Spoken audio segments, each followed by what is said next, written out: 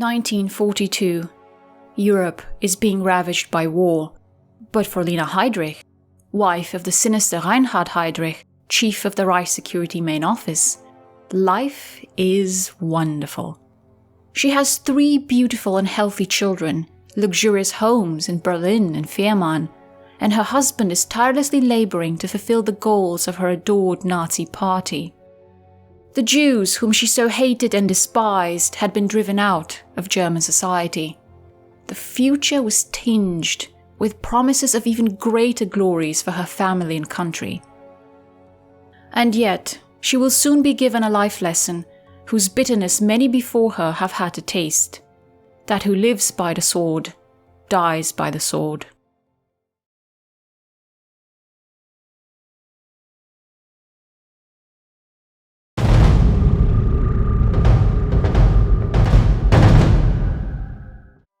His grisly contribution to the Holocaust complete, Heydrich moved to Prague in September 1941 as the newly minted Reich protector of Bohemia and Moravia. When he called his wife to tell her of his new appointment, full of triumph, she burst into tears and, in her words, caused a scene. "Now I'll never see you," she reproached him, and, in an attempt to placate her, Heydrich hastily promised to take her and the children with him. Their home was the beautiful Prague castle, but after only 3 months from Lina's arrival, she complained to him that living there was like living in a museum. She wanted a different, cozier home, with a large garden where the children could roam, and so they moved to Jungfernbreschan, an elegant, spacious villa 20 kilometers north of Prague, which had formerly belonged to a Jewish sugar manufacturer and art collector by the name of Ferdinand Bloch-Bauer. Forced to flee and leave his entire fortune behind, he died in Zurich in 1945, penniless. Lina had never lived in such a large house before. There were 32 rooms in total, but she got used to it quickly enough. It certainly wasn't beneath her to live on a Jewish man's property if it was luxurious enough. The villa was refurbished according to her taste. The resulting domestic environment was so idyllic and comfortable that it lured Heydrich more and more, and he began to spend more time at home, to Lina's delight. She remembers Prague fondly in her memoirs. The city was beautiful, like a fairy tale. She found great joy in going to the theatre with her husband. The food was plentiful and there were no air raids. Although Heydrich never stopped having mistresses even in Prague, Lina would often look upon her time there as one of the happiest periods in her marriage. What Lina seemed to conveniently leave out of her little fairy tale was the abuse she heaped onto her slaves. Her nephew Thomas Heydrich visited her once and was shocked when she witnessed how Lina, on horseback, began hitting some servants with her whip because they had not gotten out of the way fast enough.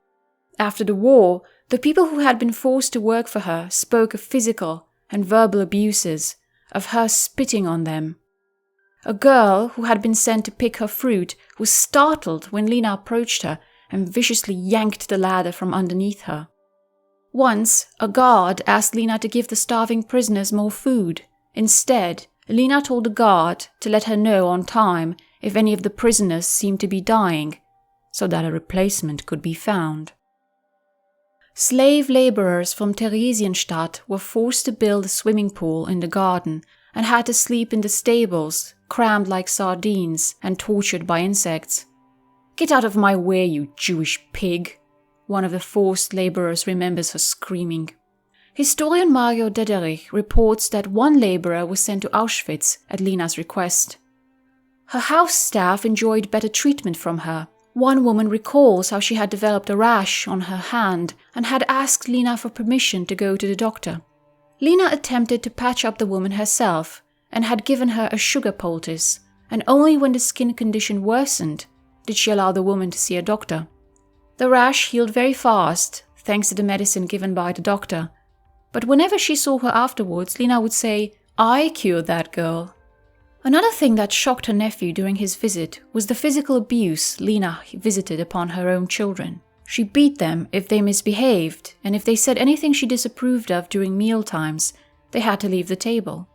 That was not uncommon during that time, but judging from Thomas Heydrich's reaction, it was certainly not the shining ideal standard.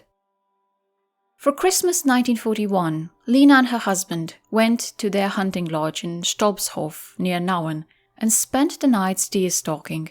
With a hunting lodge, a summer home, and a spacious villa at their disposal, the Heydrichs were living the kind of lifestyle only the select few of the upper classes could enjoy. Lina, who jokingly called herself the noblewoman from the village, had finally achieved, through her husband, the position she felt she deserved. Her husband's strategy in his new post turned out to be a mixture of terror and enticement. Hundreds of people were executed on his orders, but he also attempted to pacify the population, especially the farmers and the working class, by increasing their food rations. He sought to sweeten the pot by offering free entertainment, concerts, plays, football matches, all free of charge. The country seemed subdued, but there were plots at play under the placid exterior. Because the Czech resistance had been somewhat disappointing, the Czech government in exile planned a daring assassination whose target was Heydrich, in the hopes that this would trigger the Nazis into retaliation, which in turn would push the Czechs into open rebellion.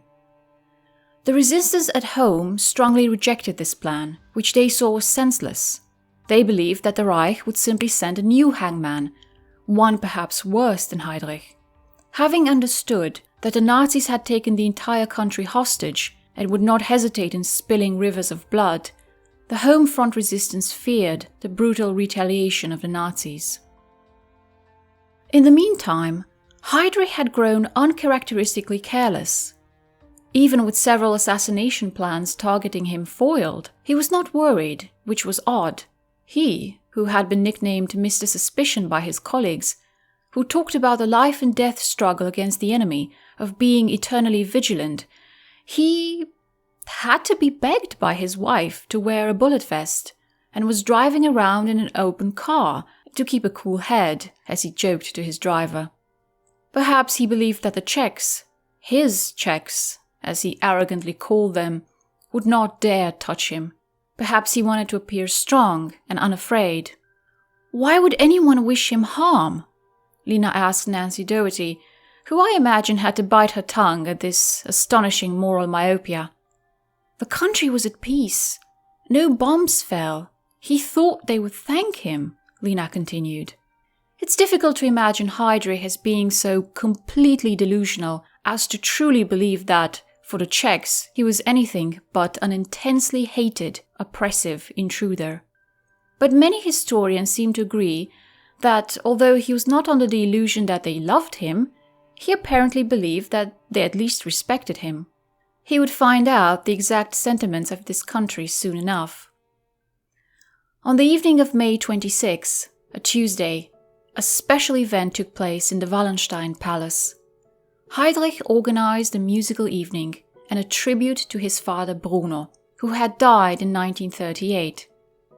Even though he had treated his father disdainfully for the last 7 years of his life, Heydrich seemed to have become strangely sentimental about his memory and hired a quartet of former employees from Bruno's conservatory to perform several pieces composed by him. Afterwards, he invited the officials and their wives to dinner at the beautiful Hotel Avalon, where he showed his best side, a side that very few people had seen in the past decade. He was charming, polite, tender towards the ladies. He smiled, kissed hands, made people laugh with his wit. The officials must have been taken aback at this unexpected change in attitude. We have one photograph of Heydrich taken that evening, with Lina at his side. Here is a man on top of the world. Eat, drink, and be merry, for tomorrow you die. May 27th, 1942. Prague smelled of lilacs. What a beautiful spring day. It was so beautiful that Heydrich almost couldn't bring himself to leave for work. His boys were playing in the garden, and Lina, heavily pregnant with their 4th child, was watching them from the door. He hugged her and got into the back seat of his chauffeured car. He winked at Lina, and Lina winked back. In Prague, 2 men waited for Heydrich's car in a hairpin turn. They had been waiting for quite a while and were growing impatient. It was unlike Heydrich to be so late. They had been sent there by the Czech government in exile to assassinate Heydrich. The code name for their mission was Operation Anthropoid. The word anthropoid, when used as an adjective, means resembling a human being, something or someone who looks human, but isn't. The protagonists of this daring venture were 30-year-old Josef Gabci and 28-year-old Jan Kubiš. They were supposed to wait in the hairpin turn for Heydrich's car to slow down and pepper the vehicle with bullets, killing the occupants. But things did not go according to plan. When Heydrich's car finally showed up and slowed down and the men sprung into action, Gabci's gun jammed. He and Heydrich stared at each other in shock. Heydrich allegedly ordered his driver to stop, or the driver stopped on his own, it's not entirely clear. Kubiš seized his chance and threw his bomb under Heydrich's car, where it exploded, wounding the Reich protector. Heydrich had been wearing a bulletproof vest, but only in the front. His back was left exposed to the shrapnel which now tore through his skin. Heydrich grabbed his firearm and attempted to shoot after the fleeing Kubiš, but here again his uncharacteristic carelessness reared its deadly head. Incredibly, he had forgotten to load his gun. His driver had already ran off after Gabci. Heydrich collapsed, alone. Prague smelled of lilacs. It took a while for him to be moved from the site of the ambush. A driver finally agreed to take him into his vehicle, and Heydrich had to be crumpled into the driver's seat, in agony. Perhaps due to nerves, or perhaps due to the fact that he had no interest in saving the oppressor of his people, he took a wrong turn and ended up in the hairpin turn again. By that time, Heydrich was in so much pain that he requested to lie down in the back of the truck. The man had to stop the vehicle, and the wares he had been transporting had to be rearranged in order to make room for the Reich protector. The clock was ticking. Finally, he was taken to the Bulovka hospital, where a German doctor was allowed to clean his wounds and remove the shrapnel from his body. Heydrich was in rough shape, but not considered beyond salvation. He was conscious and could speak with the doctors. It even looked like he could very well recover. Meanwhile, the shock of his assassination attempt rocked the Nazis. The list of possible suspects for this attempt was comically long, and one Nazi suspected the other. Himmler, Bormann, Canaris, Naujok, Wolf were all mentioned in Nazi circles as being the culprits. Himmler himself suspected England. As days passed, it became clear that Heydrich was not recovering too well. He was in a great deal of pain and had to be heavily sedated. His wife, who visited him daily in the hospital and brought him homemade soup, felt as if she did not recognize him anymore. This ambitious, goal-striving man seemed to have lost his will to go on. It was as if he didn't care whether he lived or died. They talked about normal things, about their children. Perhaps sensing his end, he told her to take the children and go back to Fehmarn. "I'll see you tomorrow," were the last words Lina Heydrich said to her husband. There were no dramatic goodbyes. That just wasn't their style. On the early morning of June 4th, at 4:30, Reinhard Heydrich, the man with the iron heart, the butcher of Prague, died quietly. Sic semper tyrannis. Thus, always two tyrants. His death sent ripples through the Nazi hierarchy. Himmler went all out for the funeral and organized a grand affair. Hitler held a eulogy at his funeral, after which he laid a wreath of orchids next to his coffin. He was one of the best National Socialists, he said. In response to the assassination, the Nazis dug out and drove the assassins to suicide and hunted down anyone they believed had anything to do with them. They also razed the village of Lidice to the ground, murdering most of its inhabitants after mistakenly believing that they had sheltered and supported the assassins. They proudly made their massacre public, outraging the other countries. For her part, Lina was cold to the news. War has its own rules, she said, with characteristic indifference. The writer Thomas Mann wrote a now famous article about the reprisals, and perhaps the most fitting epitaph for Heydrich. Since the violent death of Heydrich, the most natural death that a bloodhound can die, terror is raging everywhere in a more sickly, unrestrained fashion than ever before. It is absurd, and once more our disgust is aroused by this mixture of brutality and shrieking whininess that has always been a hallmark of Nazism. Wherever this killer went, blood flowed in rivers. Everywhere, even in Germany, he was simply called the hangman. Now he has been murdered, and how are the Nazis reacting? They are getting cramps. They are literally behaving as if the most inconceivable misdeed has been committed, as if the highest level of humanity has been attacked. Thousands must die, men and women.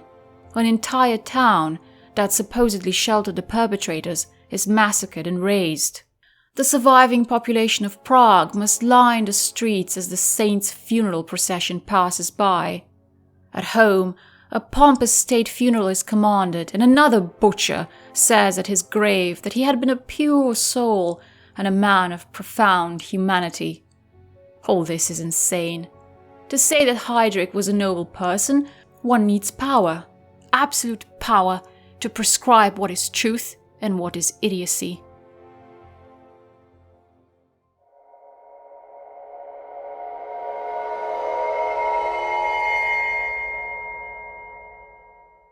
Six weeks after Heydrich's death, Lina gave birth to her fourth and last child, a baby girl she named Marte.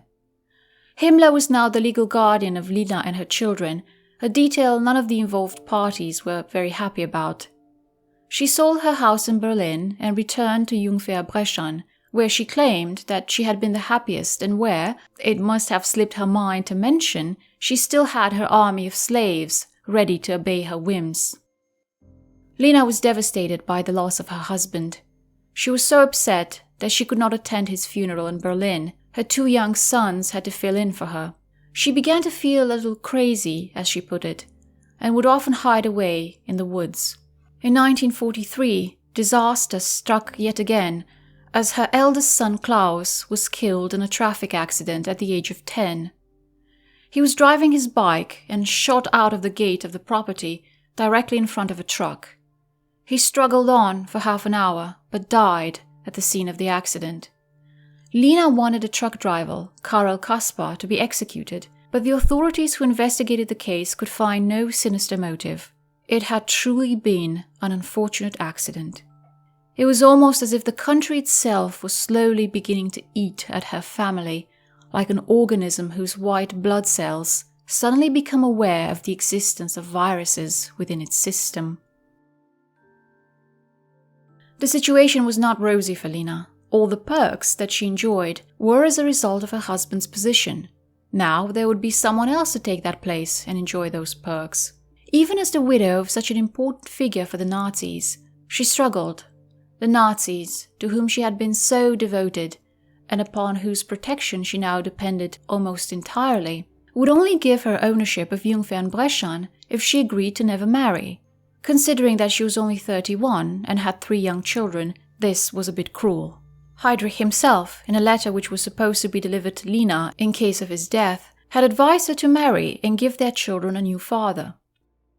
It was only after a long and bitter negotiation with Himmler that she was allowed to stay in the house, although not as an owner, and remarry if she so chose. In January 1945, she got engaged to Leopold von Zanetti, Himmler's good-looking master of the hunt, who had been assigned to support her. But their marriage plans were cut short when he was sent to the front. When the news of the approach of the Red Army reached Lina in April 1945, she decided to finally take her late husband's advice and go back to Fehmarn. If she had listened to him right from the start, it would have spared her a lot of grief. Now she had no time to pack much, and so she only took what was absolutely necessary and her husband's blood-stained SS uniform. She organized the caravan in secret and left her Czech home forever. She hired Karol Kaspar, the man who drove the truck involved in her son's death, to drive one of the vehicles. The man never returned. According to Helena Vovsova, who had worked for the Heydrichs as a domestic servant, Lina also disinterred the body of her eldest son Klaus, while other witnesses reported seeing the empty coffin lying by the roadside. Mario Dederich raises the possibility that Lina buried her son in a secret place to avoid his corpse being desecrated by the incoming Red Army. This hasty departure was also partly to blame on Himmler. Lina had been desperately trying to contact him to find out whether she should retreat to the relative safety of Germany or not. Were the Russians coming? Was it safe to stay in Prague? Perhaps in denial himself, Himmler ignored her letters until the very last moment, when it was almost too late. Lina arrived at the village of Rottach-Eggen in Bavaria, where she was forbidden from going further. With 3 young children, her mobility was severely restricted. She ended up taking an enormous gamble and entrusted Heide and Silke to 2 German soldiers who claimed that they had been sent there by a friend of hers to help her. She gave Marthe to another friend from Fehmarn, who took the child to Hamburg with her. Thus freed, and having forged her papers, Lina travelled by bicycle and train through Germany, pretending to be a housewife on an errand, keeping a bag of cucumbers and lettuce as a prop. "Please, I have no time," she would say in English to the Allied troops as she zipped by. Nobody thought to stop her. Nobody suspected her identity. They had bigger fish to fry than a pretty blonde housewife. She arrived in Hamburg and collected Marthe, and hitchhiked to her parents in Fehmarn, where she was immensely relieved to see that the soldiers to whom she had entrusted her children had been honourable and delivered the young ones to their grandparents as they had promised. Lina was very, very lucky.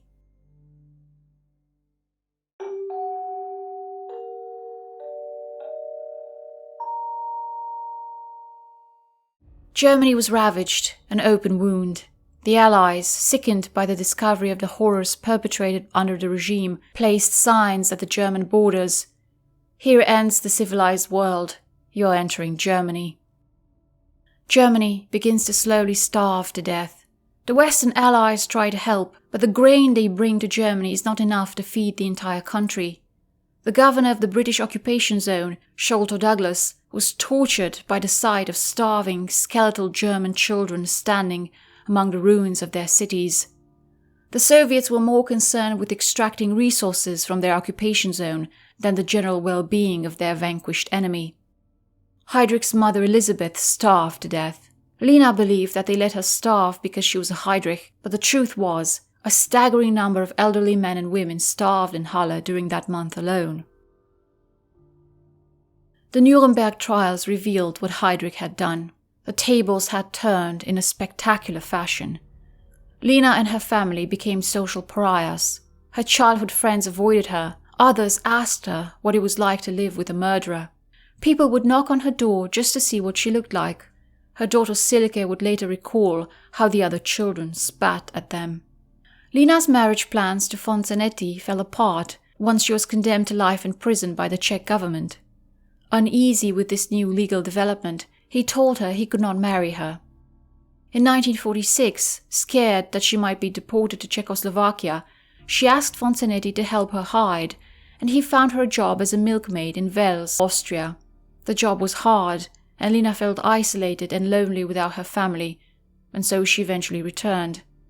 To her immense relief, the Allies ignored the deportation requests of the Czech government and left her alone. In 1953, after undergoing denazification, Lina was allowed to move into her summer home again and turned it into a pension and restaurant called Imbria Parva, where she worked as a one-woman army, doing everything. She placed her husband's death mask in the main room, and she would sometimes sit down with old Nazis there, reminiscing about the good old days when they had the power and Europe shook at the sound of their boots. Young men sat there as well, listening intently. All this with Heydrich's ghostly head suspended above them. The same year, Lina reapplied for a widow's pension, and incredibly, she received it. 195 marks a month. There was an uproar in German society as the pension was revoked. Desperate, Lina hired a lawyer and took the matter to court, where it stretched for 2 years. The rather astonishing decision was that Heydrich died in his role as Reich protector, and therefore Lina was entitled to a pension. This brought forth a fresh wave of outrage in Germany, and Heydrich and his wife were eviscerated in the court of public opinion. In April 1965, Lina would once again cause a stir by marrying for the second time. Her new husband was a far cry from the type of man Heydrich had advised her to marry in the event of his death. He was Finnish theatre director Mauno Manninen. Their marriage ceremony was performed in Helsinki by the Bishop of Helsinki himself as a special favour to Manninen, to whom he was a family friend. This strange marriage came to be when Manninen was staging Paul Reynolds' play The Tomb Under the Arch of Triumph, and felt that his leading man was too young to understand the horrors of war. He felt that he needed someone who had lived through that time to share some first-hand experience. Having read in a newspaper article that Heydrich's widow was running a boarding house on Fehmarn, Manninen called Lina up and asked her if she was willing to meet with them and share her experiences. Lina agreed and invited them over. A few days later, they were already on the island. The lead actor recalled that she was surprisingly nice and had a very good sense of humor. I took up the subject of concentration camps myself. Lina was strongly of the opinion that she didn't know about Reinhard's activities. It's hard to imagine, he says. She tried to wash herself off in all situations, but not in a negative way. After 3 days, Lina was still not too clear on the purpose of the visit, and so when all 3 of them sat down to eat, she posed this question to Manninen. His response was a dramatic pause and the words, "It's not good for a woman to be alone in this world." The actor suddenly felt like he was the third wheel in a scene he hadn't remembered ever joining. He left the island the next day and soon found out that the two had married. People speculated wildly about this bizarre union. Did Lina simply want to get rid of the Heydrich name? Was Manninen doing it for some obscure artistic reason? He had a reputation for being very eccentric, after all. There does seem to have been something there, in any case. Mauno Manninen's niece Helevia Arjava has a letter from Lina to Manninen dated March 1965, a month before their marriage. "I am happy at the thought that with you by my side, I will again have a mission in life. Life is wonderful with you, in you, through you. Today is March 7th, Reinhard's birthday, and my words carry much more weight than my oath. You are in my heart, your Lina." Even in her letters to her future husband, Lina cannot extricate herself from Heydrich. His shadow seems to have been a constant companion to her. His birthday, their wedding anniversary, the day of his death, they were like the strikes of a clock measuring the passage of her life. The marriage disintegrated very quickly, however, as Manninen was an alcoholic. He tried to quit when he married Lina, but the energy of the new relationship could only carry him so far, and he failed. To make matters more complicated, many members of Finnish society were scandalized and outraged by Manninen's choice of bride, and refused to attend an event if Lina would be there. On Christmas Eve, 1966, Lina boarded a ship to Germany and never returned. Their relationship was over. They never divorced, however, and Lina arrived at Manninen's funeral in the autumn of 1969 in Helsinki. She did not speak to anyone.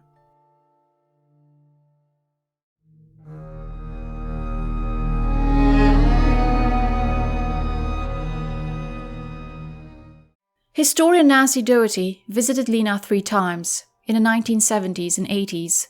Like many others, she was surprised at how charming and nice Lina appeared to be.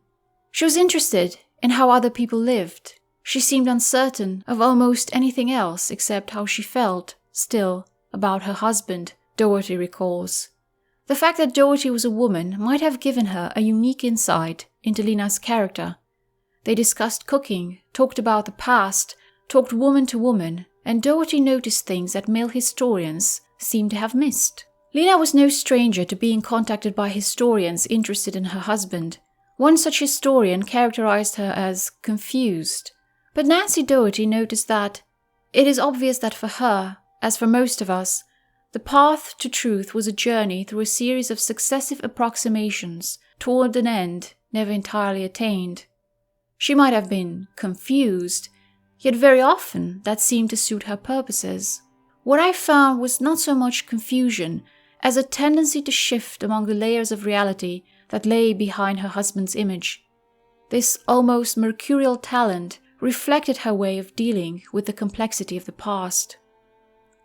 The house, one of the few remnants of her glorious time with Heydrich, burned down on the 18th of February 1969 during a renovation accident. Piece by piece, Lina's world was disintegrating. She never stopped being a National Socialist. While she was disappointed in Hitler, Göring and the others, she was not disappointed in Nazism itself, but in these men, these failed vessels for what she saw as a great, shining ideology. She continued to reject the role played by her husband and her party in the Holocaust. She had books written by Holocaust deniers in her library. She rejected the mountain of evidence available to her. Whenever the historian next to her would raise a good point, she would retreat into the kitchen to get coffee or pretended to be confused. It must have been an exhausting 4 decades. She was not alone in this extensive, all-encompassing denial. It was an epidemic among the old Nazis. The distance between the Reich office and the concentration camp, as well as the cover provided by the agentic state, allowed many former National Socialists to distance themselves spiritually from the crimes they contributed to. Nancy Doherty puts it best when she wrote that Heinrich Himmler, the leader or Reichsführer of the SS, often made speeches glorifying the courage and sacrifices of men like Stangl, but he spent relatively little time with these brave camp commanders. The brightest stars within the organization's hierarchy tended to be more resourceful, more polished, and much more calculating. Where the camps were concerned, they followed Himmler's lead. It was all right to accompany him in one of his brief visits to the selected sites, which were inevitably spruced up for his arrival, since everyone knew the sight of blood made Himmler ill. But only a fool would get involved in running those sites. The real leaders of the SS sat behind desks all day, were whisked to and fro in limousines, went to elegant dinner receptions in their glittering paramilitary uniforms.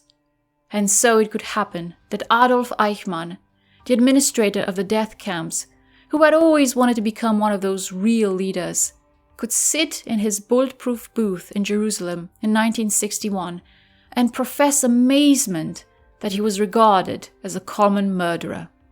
Again and again, he asserted that he personally had never killed anyone, or ordered them killed, or even held a gun in his hand.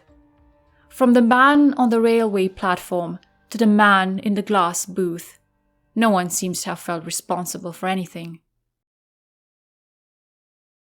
In 1976, Lina's long career as a Heydrich apologist culminated with the release of her memoir, Life with a War Criminal. The title of the book was tongue-in-cheek. Of course, Lina did not ever believe her husband had been a war criminal. She chose the title to be ironic, but would later come to regret this decision, as readers did not catch on to her sarcasm and took the title seriously. On the website, The Woman at His Side, Careers, Crimes and Female Complicity Under National Socialism, we find out that the book is full of historical and chronological inaccuracies, most of which are nothing but deliberately exculpatory obfuscations. In order to draw attention to and compensate for these falsifications, the publisher asked the historian Werner Maasse to provide an extensive commentary. And this he did do, methodically pointing out the lies and inaccuracies in Lina's book, sometimes barely containing his sarcasm. Of course, Lina hated this and repeatedly attempted to get the publisher to remove this commentary. When her efforts failed, she resorted to simply tearing out the offending pages from the copies she sent to her family and friends. Lina died on August 14, 1985, at the age of 74. Professor Arno Ausborn, who had met Lina during his visits to the island, called her 2 weeks before her death and claims she told him the following. The thing about the persecution of the Jews and the mass murders, that must have probably been true. But all National Socialist leaders put the blame on Heydrich because he was dead. And that, ladies and gentlemen of the jury, is as close to the truth as Lina Heydrich could bear to get.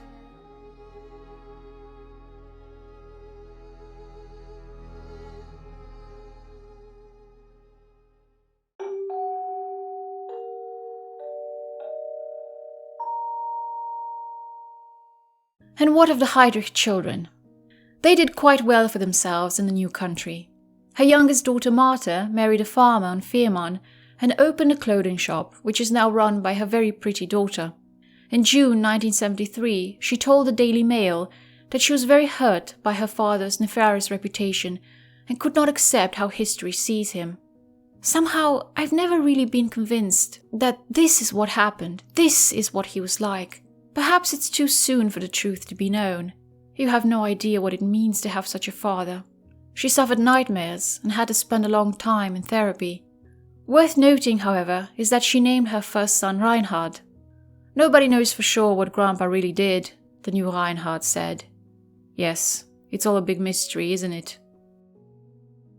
For the same interview, Silke said that she never thought about changing her name.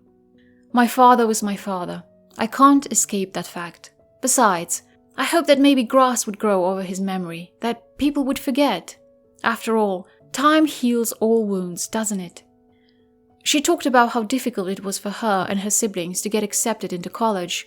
When she fell in love with a half-Jewish student at her university, he rejected her after finding out her parentage. I would like to underline the fact that this interview is, as of now, 49 years old. By sharing these fragments with you, I do not want to suggest that this is their definitive stance on the topic of their father. It's a snapshot of that period.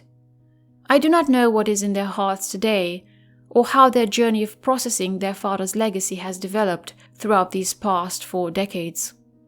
The only member of the Heydrich family to publicly show any regret was his nephew, Peter Thomas Heydrich.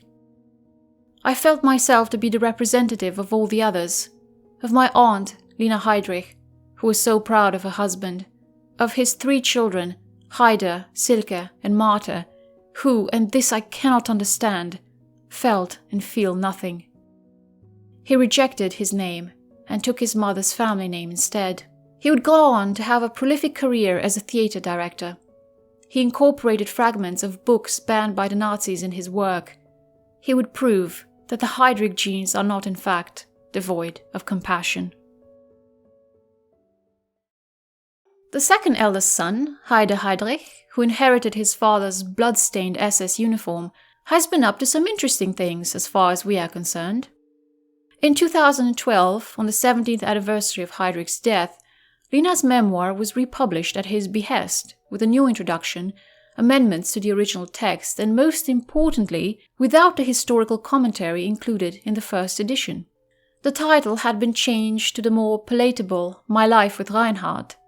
Heide Heydrich has once stated that he does not feel competent enough to comment on matters regarding his father, but he certainly seems to have felt competent enough to pick up his mother's mantle and to contribute to her revisionist effort to clean up her husband's image. You might wonder what kind of publishing house would accept to publish this memoir without the framework provided by the historical commentary. Heide Heydrich has published this book through Druffel and Vorwinkel, a publishing house which could be characterized as inclined towards the extreme right of the German political spectrum. Here is how the memoir is described on the publishing house's website. On the 29th of May 1942, Reinhard Heydrich, the Reich protector of Bohemia and Moravia, as well as the head of the Reich Security Main Office, falls victim to an assassination attempt. Decades ago, his wife Lina Heydrich wrote a very personal memoir about her husband, his life, his work, and his activities. 70 years after his death, this biography appears unaltered and newly edited by his son, with numerous, mostly unpublished photographs from the family archive, a necessary correction which awakens curiosity. First of all, they got the date of the assassination attempt wrong. It was not the 29th, it was the 27th of May. Second of all, if it is edited, how can it be unaltered? Even the title has been changed. Third of all, the memoir, this appalling whitewashing attempt of such a bloody figure in German history, is outrageously described as a correction, a necessary correction. There was an attempt to reprint the memoir in 2022, again under Reinhard Heydrich. So far, the book has not been published, even though it was supposed to come out in June. One might wonder what the reason for this reprint was. It couldn't have been financial. Reinhard Heydrich has done very well for himself in post-war Germany. So the reasons must lie elsewhere. If one didn't know any better, one could almost say that he might be attempting to whitewash his father's image.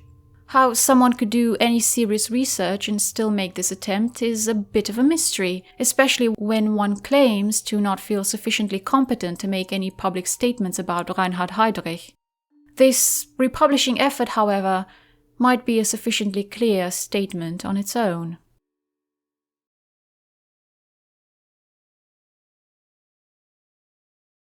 Water journey. It's never comfortable to get too close to these ghosts, but the lessons they teach us are important.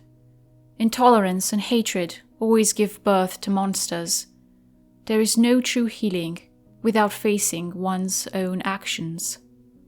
As for Lina Heydrich, I leave the final judgment to you.